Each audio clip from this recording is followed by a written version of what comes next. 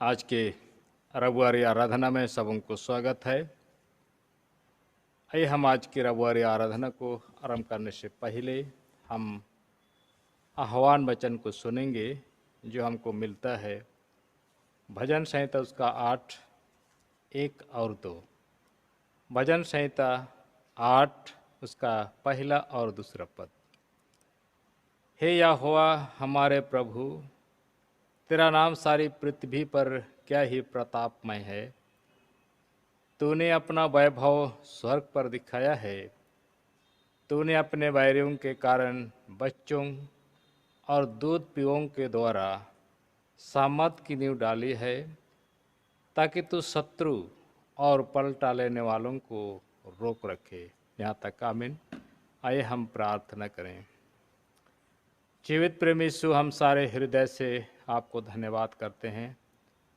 आपका प्रेम अद्भुत है और इस अद्भुत प्रेम के बल से हम सबको तूने अपनी पवित्र राज के लिए आमंत्रित किया है। तेरा प्रेम हमको विवश करता है कि हम तेरे मार्ग पर चलें। सहायता कीजिए आज की आराधना में आप हमारी अगुवाई और मार्गदर्शन करिए। सब कुछ तेरे आत्मा की अगुवाई से हम कर सकें। पिता परमेश्वर, तेरा वचन कहता है हर एक भजन करने वाले आत्मा और सच्चाई से भजन करे। इसलिए पिता परमेश्वर, आज के दिन के लिए हम अपने हृदय से तेरा भजन और तेरी स्तुति और प्रशंसा करना चाहते हैं, और इसमें आपकी मदद की आवश्यकता है कि हम आत्मा से आपको प्रसन्न कर सकें। सहायता कीजिए। सारी महिमा, आदर और प्रशंसा हम आपको देते हैं। प्रार्थना को यीशु के नाम से मांगते हैं पिता, सुन और ग्रहण कर। आमीन। आज के दिन के लिए पहला गीत हम लोग गाएंगे साक्षी वाणी से। साक्षी वाणी 210, नया पुराना 201, 210 पुराना 201। ईश्वर के प्रेम का यह प्रमाण हम देखते रहते हर बिहान, कि हम फिर पाते उसी से दान जीवन पल और बुद्धि के।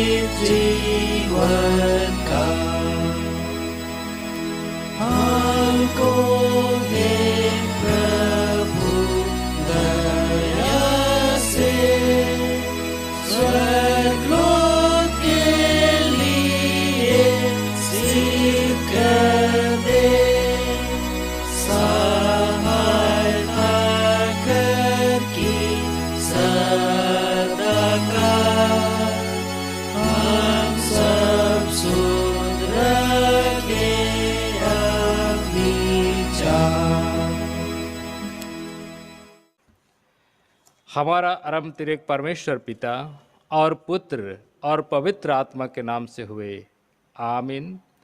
हमारी सहायता ईश्वर के नाम से है, जिसने स्वर्ग और पृथ्वी को सिरजा। स्तुति होवे पिता को और पुत्र को और पवित्र आत्मा को, जैसा हुआ आरंभ में, जैसा है और जैसा रहेगा, सनातन से सनातन लोक। आमीन। हम ईश्वर के सामने अपने पापों को दीनता से मान लें। हे सर्वशक्तिमान ईश्वर दयालु पिता, हम दीनता से अपने सब पाप अपराधों को तेरे सन्मुख मान लेते हैं। तू अपने प्रिय पुत्र हमारे प्रभु यीशु ख्रिस्ट के कारण हम पर दया दृष्टि कर और हमारे सब पापों को क्षमा कर। आमीन। प्रभु हम पर दया कर, ख्रीस्त हम पर दया कर, प्रभु हम पर दया कर। पहाड़ सरक जाएंगे और पहाड़ियाँ हिल जाएंगी, पर मेरी दया तेरे पास से न सरकेगी और न मेरे कुशल की वाचा हिलेगी। परमेश्वर तेरा दया करने हारा कहता है, आमीन।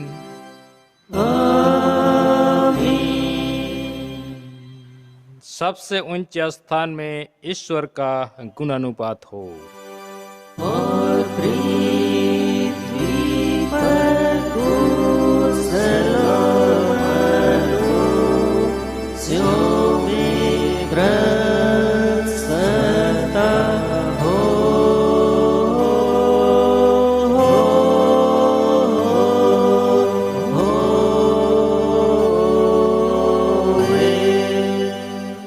प्रभु मंडली के संग हो।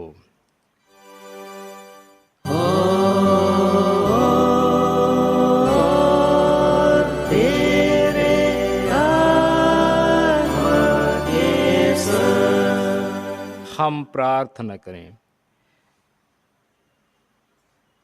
हे प्रिय प्रभु स्वर्गवासी पिता, हम तेरा धन्यवाद करते हैं। तू अपनी कृपा से हमारा विनाश नहीं चाहता, परंतु कि हम अपना मन तेरी ओर फिराएं और बच जाएं।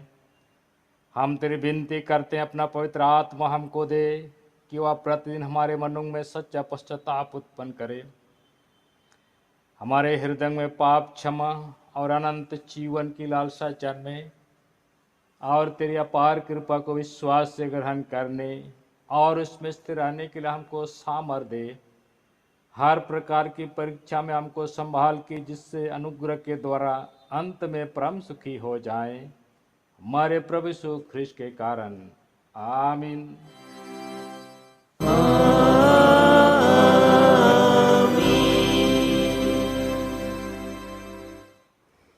आज के लिए पहला पाठ वचन जैसा ठहराया गया है, रोमियों के नाम पौलुस प्रेरित की पत्री, उसका अध्याय 14 1 से 9। रोमी 14 उसका पद 1 से 9 तक हम सुनेंगे। जो विश्वास में निर्बल है उसे अपनी संगति में ले लो, परंतु उसकी शंकाओं पर विवाद करने के लिए नहीं। एक को विश्वास है कि सब कुछ खाना उचित है, परंतु जो विश्वास में निर्बल है वह साग पात ही खाता है। खाने वाला ना खाने वाले को तुच्छ ना जाने, और न खाने वाला खाने वाले पर दोष ना लगाए, क्योंकि परमेश्वर ने उसे ग्रहण किया है। तू कौन है जो दूसरे के सेवक पर दोष लगाता है? उसका स्थिर रहना या गिर जाना उसके स्वामी ही के से संबंध रखता है, वरन वह स्थिर ही कर दिया जाएगा, क्योंकि प्रभु से स्थिर कर सकता है।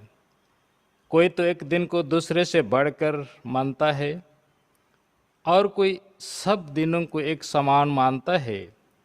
हर एक अपने ही मन में निश्चय कर ले, जो किसी दिन को मानता है वह प्रभु के लिए मानता है, जो खाता है वह प्रभु के लिए खाता है, क्योंकि वह परमेश्वर का धन्यवाद करता है।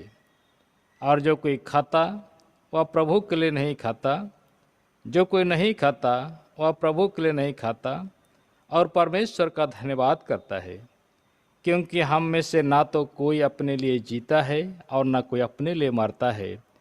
यदि हम जीवित हैं तो प्रभु के लिए जीवित हैं, और यदि मरते हैं तो प्रभु के लिए मरते हैं। अतः हम जिएं या मरें, हम प्रभु ही के हैं। क्योंकि मसीह इसीलिए मरा और जी भी उठा कि वह मरे हुओं और जियोतों दोनों का प्रभु हो। यहाँ तक आमीन।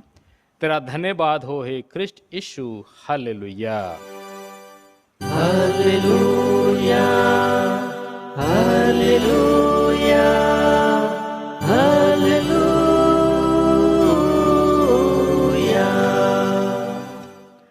अब हम समस्त क्रिश्चियानी कलीसिया के संग अपना महापवित्र विश्वास मान ले के एक साथ यूं कहें, मैं विश्वास करता हूँ परमेश्वर पिता पर, जो स्वर्ग और पृथ्वी का सर्वशक्तिमान सिरजनहार है, और इसके इकलौते पुत्र अपने प्रभु यीशु ख्रिस्त पर, जो पवित्र आत्मा से गर्भ में आया, कुंवारी मरियम से उत्पन्न हुआ, पांतुस पिलातुस की आज्ञा से दुख उठाया, क्रूस पर चढ़ाया गया, मर गया और गाड़ा गया, पताल में उतरा, तीसरे दिन मृतकों में से जी उठा, स्वर्ग पर चढ़ गया और परमेश्वर सर्वशक्तिमान पिता के दाहिने हाथ बैठा है, जहाँ से वह जीवितों और मृतकों का विचार करने को फिर आएगा।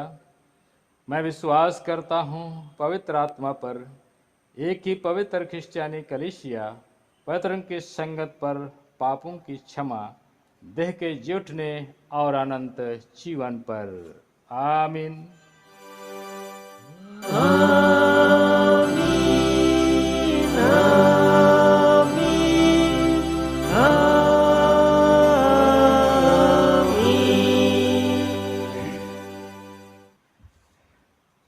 इस समय हम दूसरा गीत गाएंगे, साक्षी वाणी से नया गीत संख्या 151 पुराना 89।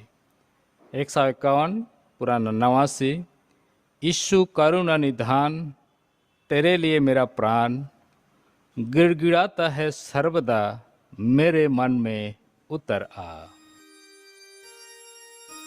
यीशु करुणा निधान, तेरे लिए मेरा प्राण गिड़गिड़ाता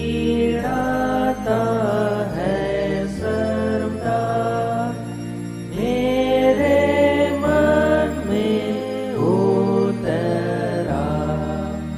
बार बार मैं पुकारता हूँ, दिन और रात कराता हूँ, हे पिया रे उतरा, कब तू आएगा, जैसा हरी जल रही आता रहता दुख सही, प्रभु तेरे लिए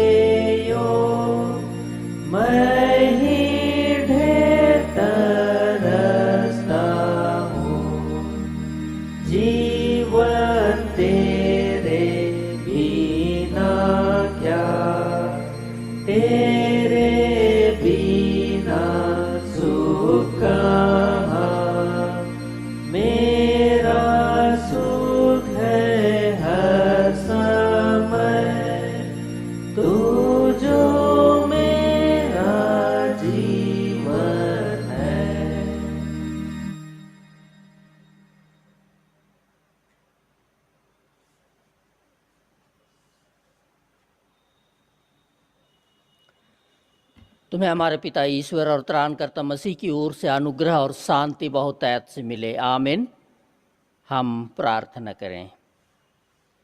महान अनुग्रहकार जीवित पिता परमेश्वर, तू जो स्वर्गीय सिंहासन पर विराजमान है, जहाँ पर से अपनी दृष्टि हमें हमारे ऊपर बनाए रखता है, पूरे बीते सप्ताह तेरी छत्र छाया में हमारे जीवन को संभालते रखा है। हमें हर संकट, जोखिम और विपत्तियों से पार किया है और आज तेरे पवित्र चरणों के तले बटोर लाया है कि हम तेरी आशीषों को ग्रहण करें।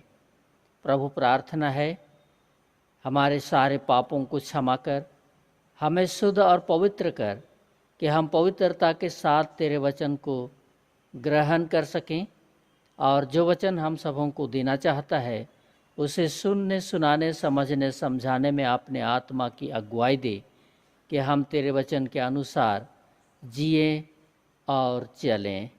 प्रभु यीशु ख्रीस्ट के नाम से आमीन। आज के लिए ठहराया हुआ ईश्वर का पवित्र वचन सुनेंगे जो हमें मिलता है मत्ती रचित सुसमाचार उसके अध्याय 22। मत्ती रचित सुसमाचार अध्याय 22 पद 1 से 14। मत्ती रचित सुसमाचार अध्याय 22 पद 1 से 14। उसमें ऐसा लिखा है,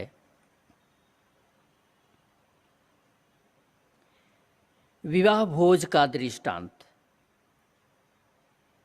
यीशु फिर उनसे दृष्टांतों में कहने लगा, स्वर्ग का राज उस राजा के समान है जिसने अपने पुत्र का विवाह किया और उसने अपने दासों को भेजा कि निमंत्रित लोगों को विवाह के भोज में बुलाएं, परंतु उन्होंने आना न चाहा। फिर उसने और दासों को यह कहकर भेजा, निमंत्रित लोगों से कहो, देखो मैं भोज तैयार कर चुका हूँ, मेरे बैल और पले हुए पशु मारे गए हैं और सब कुछ तैयार है, विवाह के भोज में आओ। परंतु वे उपेक्षा करके चल दिए, कोई अपने खेत को, कोई अपने व्यापार को। अन्य लोगों ने जो बच रहे थे उससे दासों को पकड़कर उनका अनादर किया और मार डाला। तब राजा को क्रोध आया और उसने अपनी सेना भेजकर उस हत्यारों का नाश किया और उनके नगर को फूंक दिया। तब उसने अपने दासों से कहा, विवाह का भोज तो तैयार है, परंतु निमंत्रित लोग योग्य नहीं ठहरे। इसलिए चौराहों पर जाओ और जितने लोग तुम्हें मिलें सबको विवाह के भोज में बुला लाओ।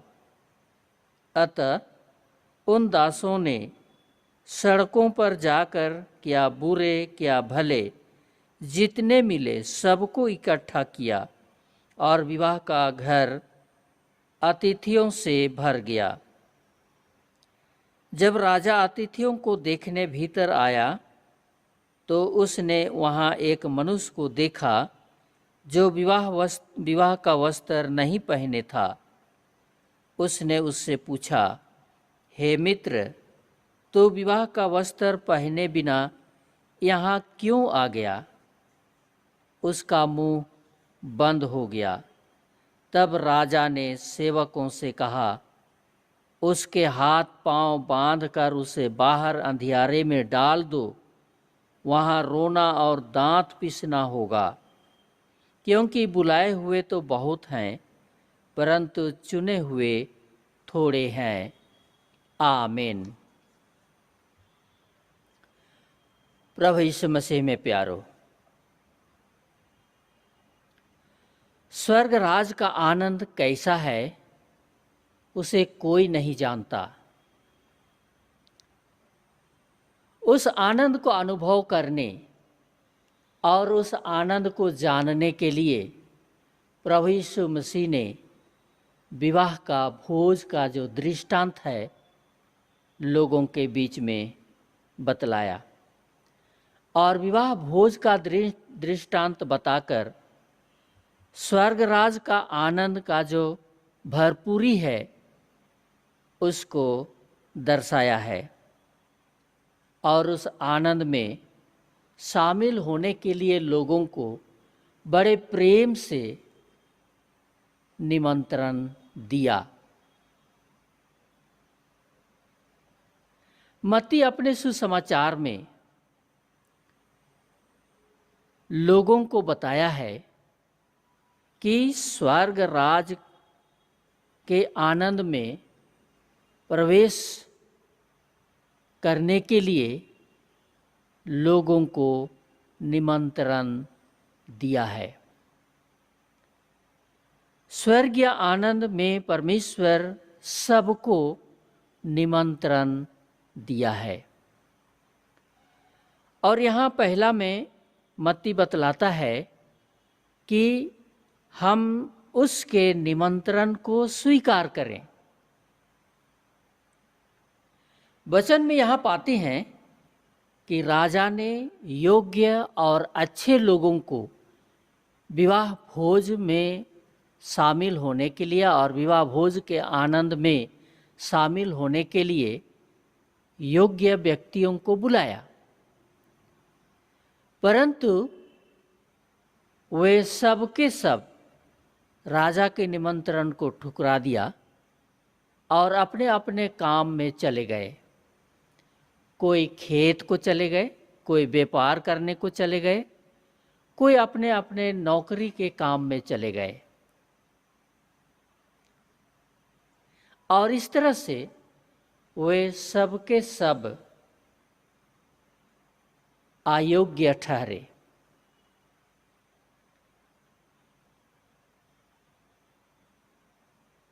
राजा का विवाह का भोज तैयार हो चुका है, लेकिन आमंत्रित लोग कोई नहीं आए।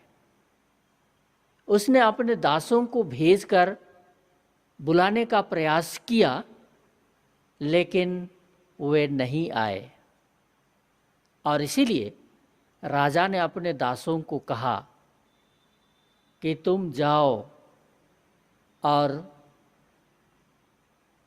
उन अयोग्य लोगों को बुलाओ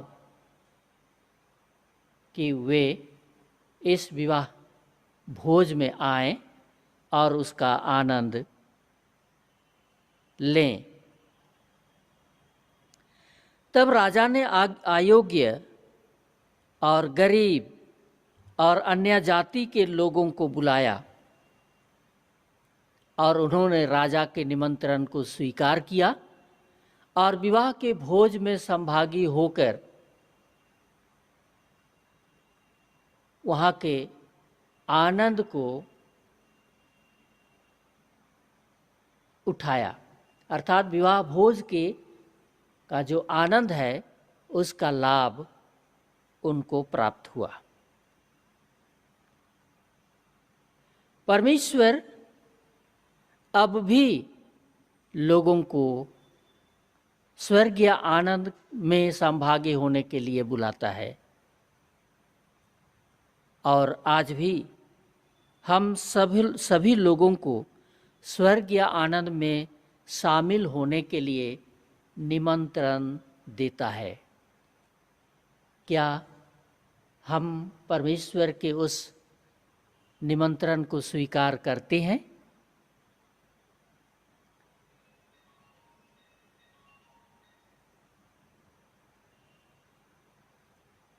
जरूर स्वीकार करते हैं, परंतु कितने लोग हैं जो परमेश्वर के निमंत्रण को स्वीकार नहीं करते बल्कि ठुकरा देते हैं। और इसीलिए परमेश्वर भिन्न भिन्न रूप में स्वर्गीय आनंद में सहभागी होने के लिए, स्वर्गीय आशीषों को प्राप्त करने के लिए बुलावा भेजता है।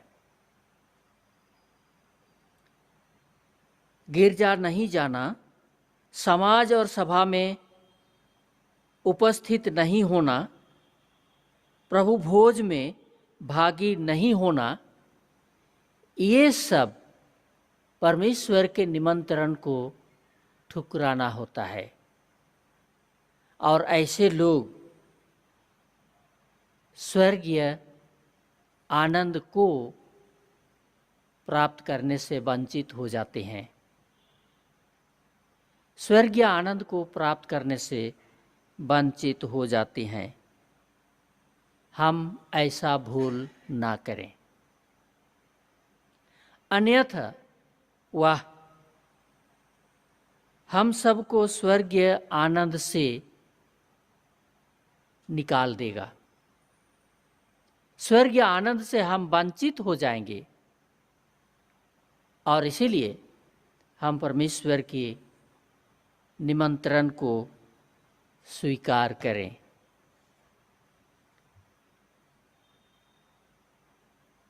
और परमेश्वर के सहभागिता में, परमेश्वर के पवित्र लोगों की सहभागिता में हमेशा अपनी उपस्थिति देते रहें।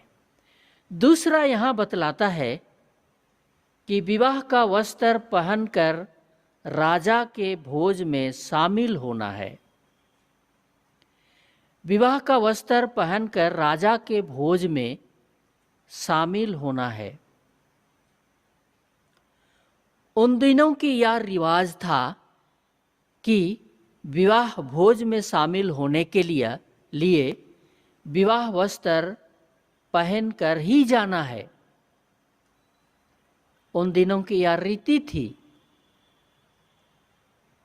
और यहाँ हम लोग वचन में पाते हैं कि एक व्यक्ति ने विवाह वस्त्र पहने बिना ही विवाह भोज में प्रवेश कर गया है और राजा आमंत्रित लोगों को, अतिथियों को देखने के लिए वह प्रवेश करता है। उनका निरीक्षण करता है कि सबके सब ठीक ठाक आए हैं, तो क्या आए हुओं में से कोई विवाह भोज का जो नियम है उसका उल्लंघन तो नहीं किया है। इन बातों का निरीक्षण करने के लिए राजा विवाह भोज में प्रवेश किया और राजा ने देखा कि एक व्यक्ति विवाह वस्त्र पहने हुए विवाह भोज में प्रवेश किया और बैठ गया है। राजा ने उसको पूछा, हे मित्र, तू विवाह का वस्त्र पहने बिना क्यों चला आया? क्या बात है? वह व्यक्ति उसको जवाब नहीं दे पाया, क्योंकि उसने विवाह भोज में प्रवेश करने का जो नियम है उसका उल्लंघन किया है। और इसीलिए राजा ने अपने दासों को आदेश दिया कि इस व्यक्ति को हाथ पांव बांधकर अंधियारे में डाल दो, यानी नरक के कुंड में डाल दो, जहां रोना और दांत पीसना होता है, अर्थात जहां पर सनातन का पीड़ा होता है, और उस पीड़ा में इसको डाल दो।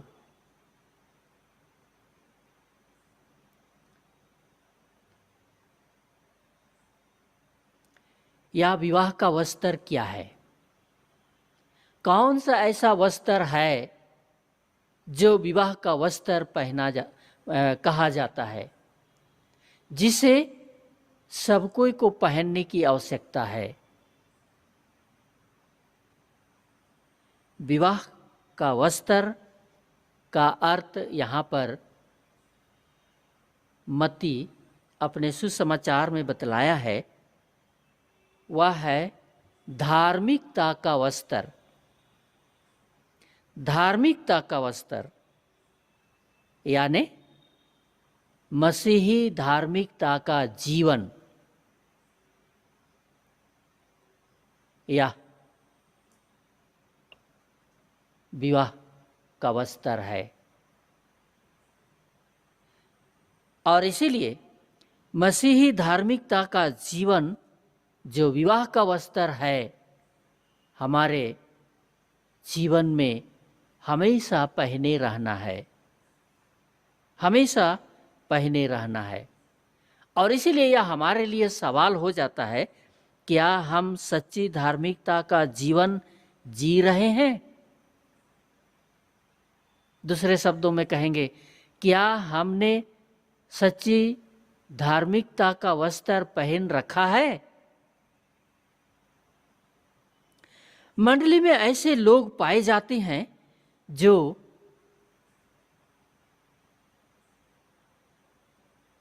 धार्मिकता का वस्त्र तो पहने रहते हैं, धार्मिकता का जीवन का जो वस्त्र है वह पहने रहते हैं, बपतिस्मा लेते हैं, गिरजा जाते हैं, प्रभु भोज भी खाते हैं। ये सब धार्मिकता का वस्त्र है, ये पहने रहते हैं। परंतु सांसारिक चाल चलन और पुराने शारीरिक स्वभाव का जीवन ही जीते हैं।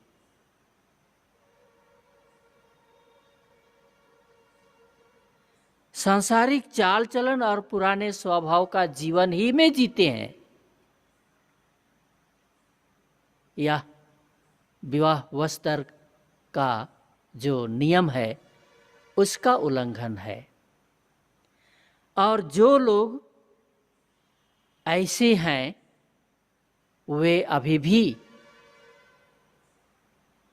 धार्मिकता का वस्त्र पहने हुए नहीं हैं, बल्कि वे पुराने वस्त्र ही पहने हैं। विवाह भोज में जाने के लिए, शामिल होने के लिए तो नए वस्त्र पहनने की आवश्यकता है।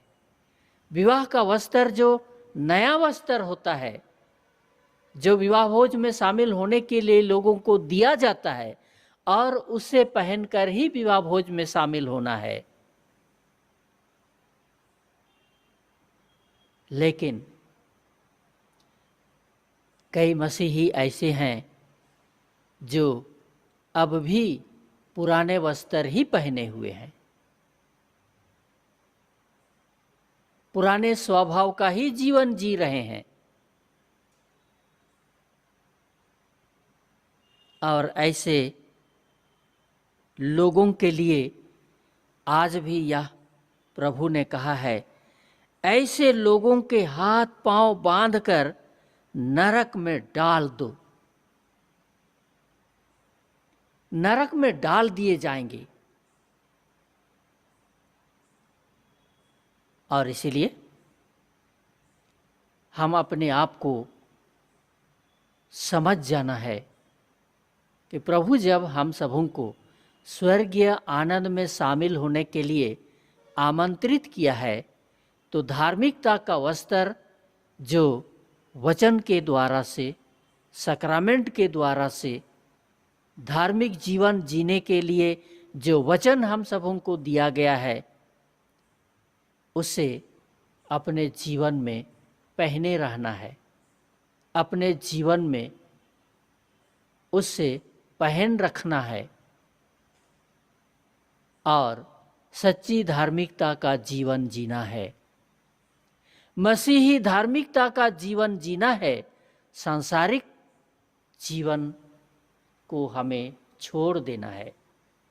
और इसीलिए पौलुस रोमी मंडली के लोगों को कहा, पुराने वस्त्र उतार डालो और नए वस्त्र पहन लो। अर्थात सांसारिक जीवन को छोड़ दो और नए मसीही जीवन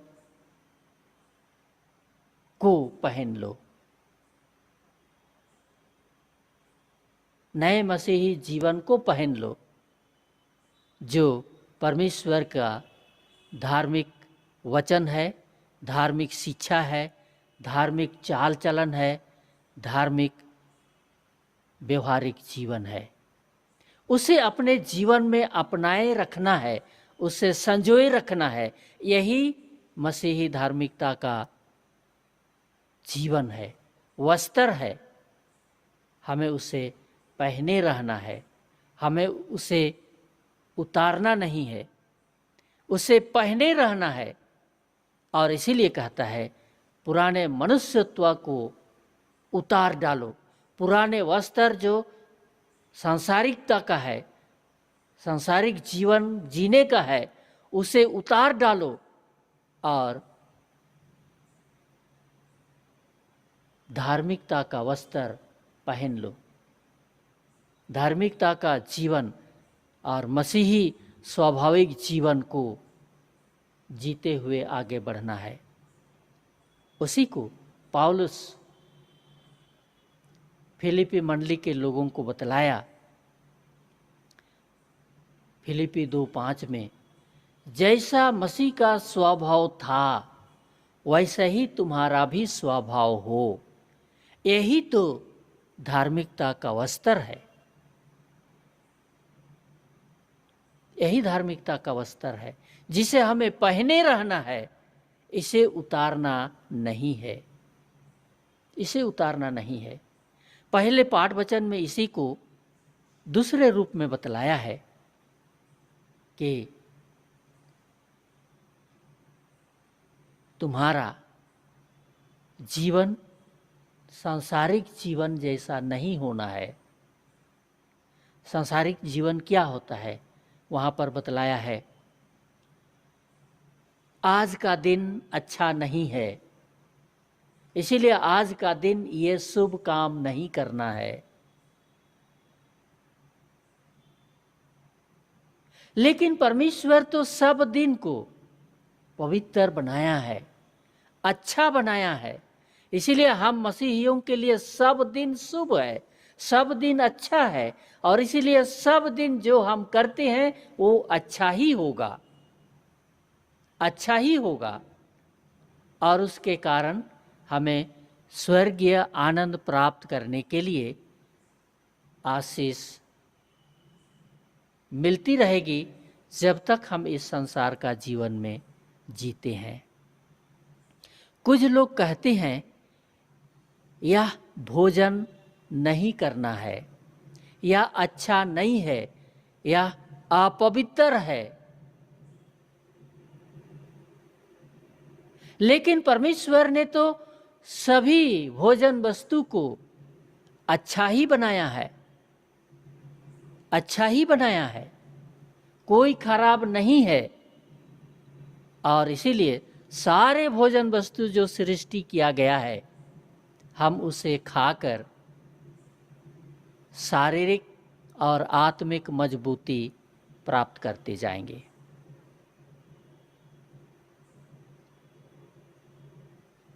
इसीलिए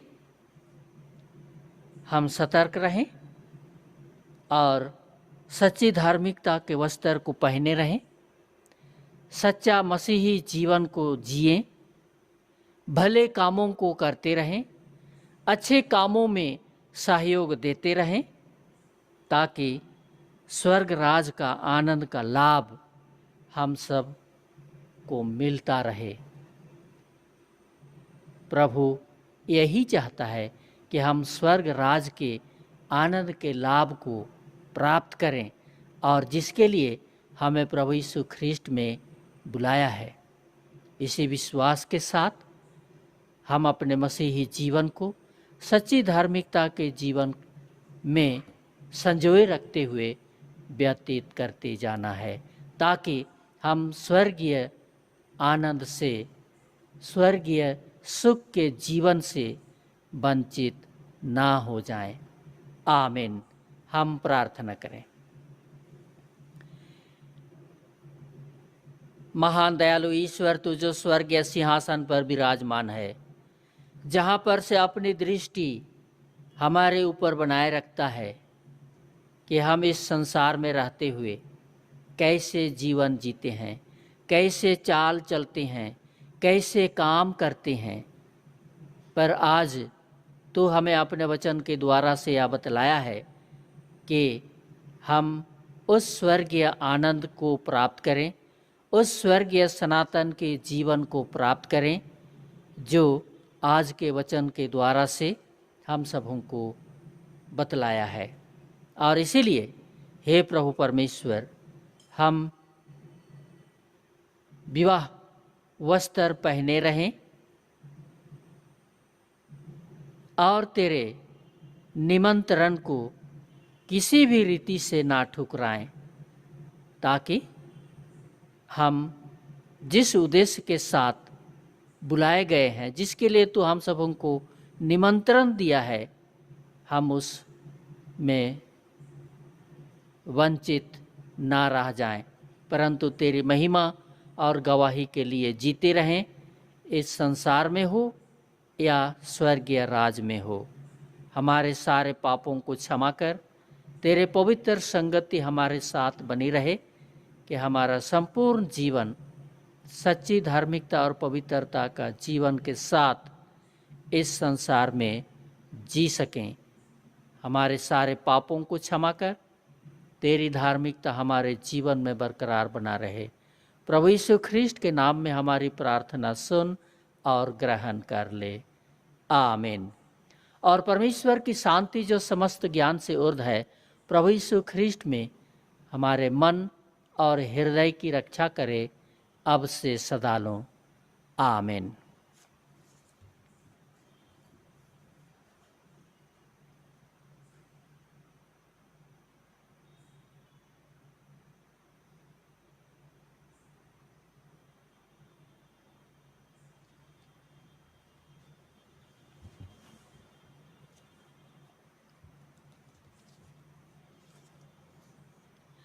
हम आगे गाएंगे साक्षीवाणी गीत नंबर 189, 189। सर्वशक्तिमान दयालु कैसे, क्या तुझे नहीं सूझता है? क्या है कठोर मन तेरा ऐसे कि भूले उसका प्रेम भलाई।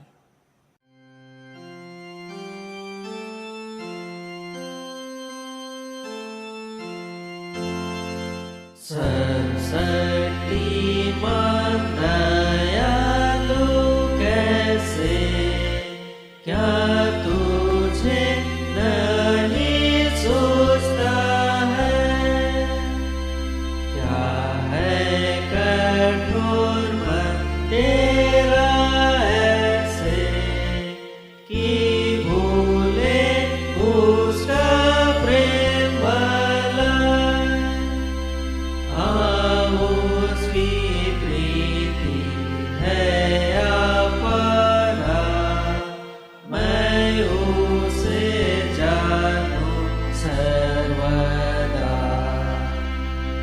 वह मुझे कभी ना विसारा, हे मेरे प्राणों से ना।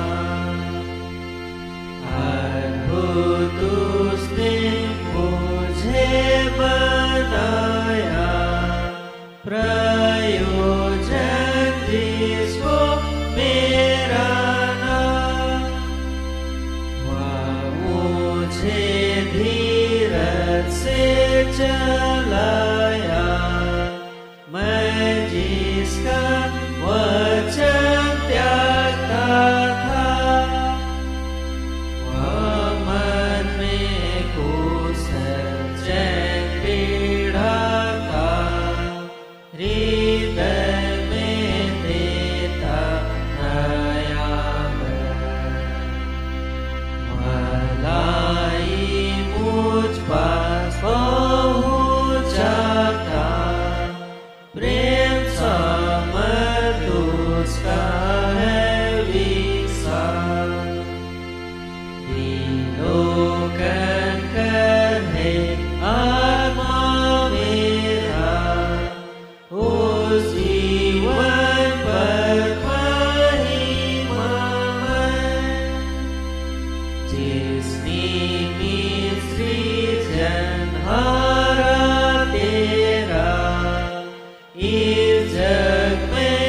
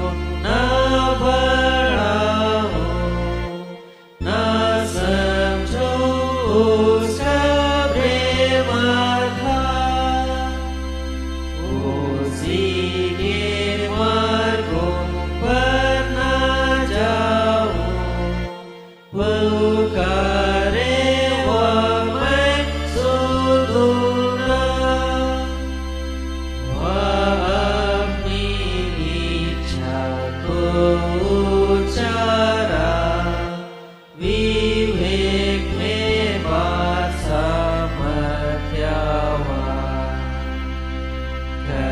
ईश्वर को अधिक प्यारा और भाई को अपने ही समान।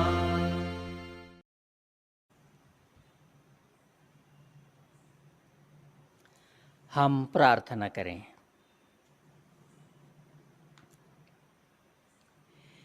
हे प्रभु परमेश्वर स्वर्गवासी पिता, हम तेरी विनती करते हैं, अपने ख्रिस्टियानी कलीसिया और उसके सारे सेवकों की अगुवाई कर कि वे तेरे वचन के निर्मल उपदेश में ठहरें, जिससे सच, विश्वास और प्रेम हम में बढ़े और दिढ़ाया जावे। हे प्रभु, भारत रिपब्लिक के हमारे प्रेसिडेंट, इस प्रांत के गवर्नर, राजकीय सभाओं और मंत्रिमंडलों, सब न्यायों और हाकिमों और सब राज कर्मचारियों को आशीष दे और उनकी अगुवाई कर कि वे न्याय और धर्म से देश की सेवा करें और हम कुशल चैन से सारी भक्ति और गंभीरता से काल बिताएं। हमारी कलीसिया सभाओं, सेंट्रल काउंसिल, डायोसिस काउंसिल और कलीसिया की अन्य मंडली सभाओं को आशीष दे कि वे इस मंडली को तेरी पवित्र इच्छा के अनुसार चलाएं। जगत की लूथेरन कलीसिया और देश विदेश के हमारे सभी ख्रिस्ट विश्वासी मित्रों को आशीष दे कि हम ख्रिस्टीय प्रेम और सहयोग में आगे बढ़ें और जगत में तेरी साक्षी के लिए अधिक सामर्थ्य पाएं। हमारी कलीसिया के सब काम पर आशीष दे, लड़के लड़कियों की शिक्षा पर आशीष दे कि वे तेरे भय, प्रेम और भरोसा में बढ़ते जाएं। कलीसिया के विद्यालयों, प्रशिक्षण केंद्रों, महाविद्यालयों और अन्य संस्थाओं को संभाल और उनकी बढ़ती दे और उनके द्वारा कलीसिया के लिए आत्मिक और लौकिक आशीष दे। खेती बाड़ी और हर काम उद्यम को सफल कर, जिससे हर कोई सुविवेक से तेरे आगे चले और अपनी जीविका पाए। अपनी कृपा से उन सबों पर दया दृष्टि कर जो कंगाल पर रोग और नाना प्रकार की सकेती और दुख में हैं, उनको शांति दे। अब भी हमारी मंडली और कलीसिया में कितने भिन्न भिन्न तरह के शारीरिक रोग, दुख और बीमारी की अवस्था में पड़े हैं, कितने मानसिक रोग से पीड़ित हैं। प्रभु, हम सबको प्रार्थना के द्वारा तेरे हाथ में लाते हैं। सब पर अपनी दया दृष्टि डाल। कितने बीमारी के कारण अपने घरों में हैं, कितने अस्पतालों में, सबों पर अपनी दृष्टि बनाए रख। सबकी सेवा और दवा पर आशीष दे। सबकी दुआ को सुन ले और समय पर सबको भला चंगा उठा खड़ा कर और उनके द्वारा से तेरी महिमा और गवाही प्रकट हो। हे पिता परमेश्वर, इन दिनों कोरोना वायरस की बीमारी सारे दुनिया में फैल गया है, जिससे सभी दुनिया के लोग भयभीत हैं। हम भी भयभीत हैं, क्योंकि इसका कोई इलाज नहीं। इस बीमारी की शक्ति को दूर करने की किसी के पास सामर्थ्य नहीं, इसीलिए सब कोई भयभीत हैं। हम प्रार्थना करते हैं, तू सर्वशक्तिमान है, जो मनुष्य से संभव नहीं वह तुझसे संभव है, और इसीलिए इस कोरोना वायरस की बीमारी को भी तू ही दूर कर सकता है।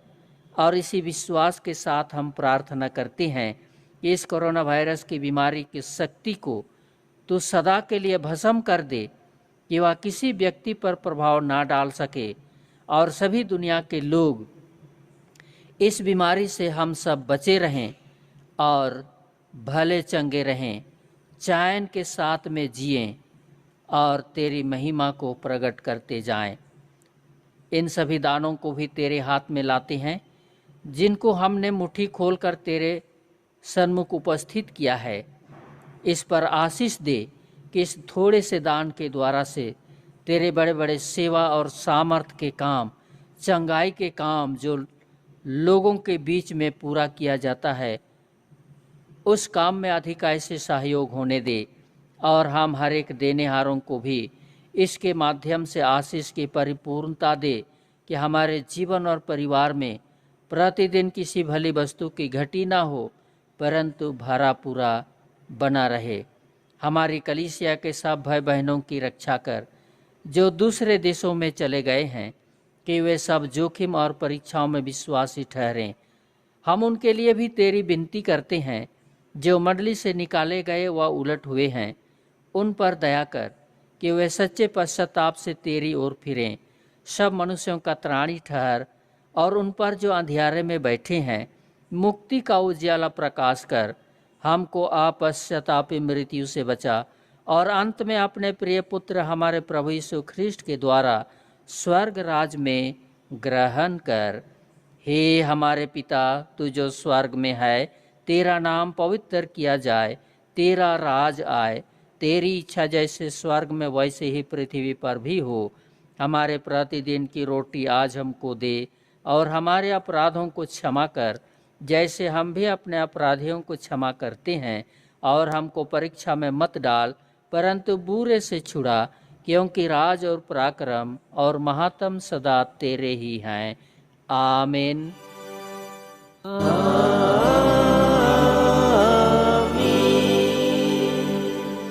सर्वशक्तिमान त्रिएक ईश्वर का आशीर्वाद मंडली विश्वास और दीनहीन मन से ग्रहण करे। परमेश्वर तुझे आशीष देवे और तुम्हारी रक्षा करे। परमेश्वर अपना मुंह तुझ पर प्रकाश करे और तुझ पर अनुग्रह करे। परमेश्वर अपना मुंह तुझ पर प्रकाश करे और तुझे कुशल देवे। आमीन।